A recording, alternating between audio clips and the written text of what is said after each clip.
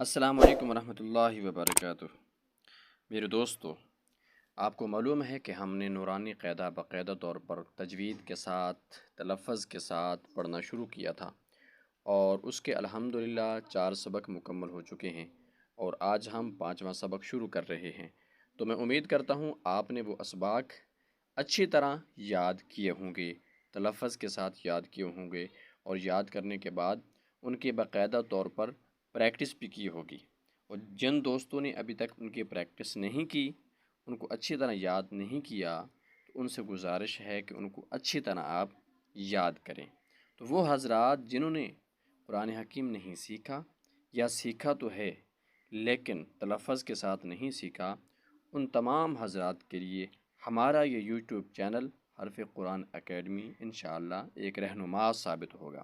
تو آئیے آج 5واں سبق شروع کرتے ہیں۔ بسم اللہ الرحمن الرحیم۔ نون خا، نون خا،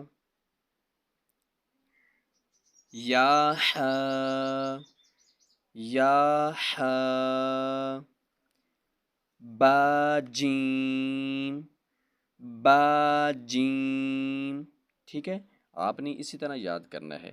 یہ تختی مرکبات کی ہے، یعنی وہی حروف ہیں جو پہلی تختی میں تھے، لیکن وہاں پر تو مفردات یعنی الگ الگ طور پہ تھے، لیکن یہاں پر ان کو انہی الفاظ میں سے انہی حروف میں سے حروفوں کو اکٹھا کر کے، دو دو کو یا تین تین کو اکٹھا کر کے یہاں پر اس کو شائع کیا گیا ہے۔ با جیم، یا میم، یا میم، با میم، با میم،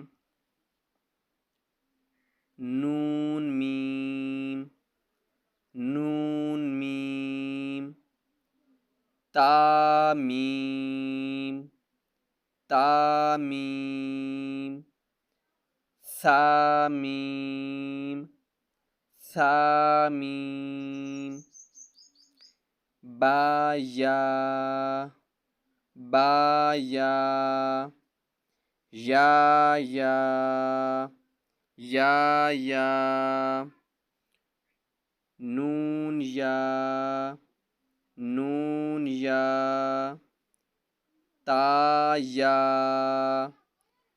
تا یا، ثا یا، ثا یا، نون با لام، نون با لام، تا نو لام، تا نو لام،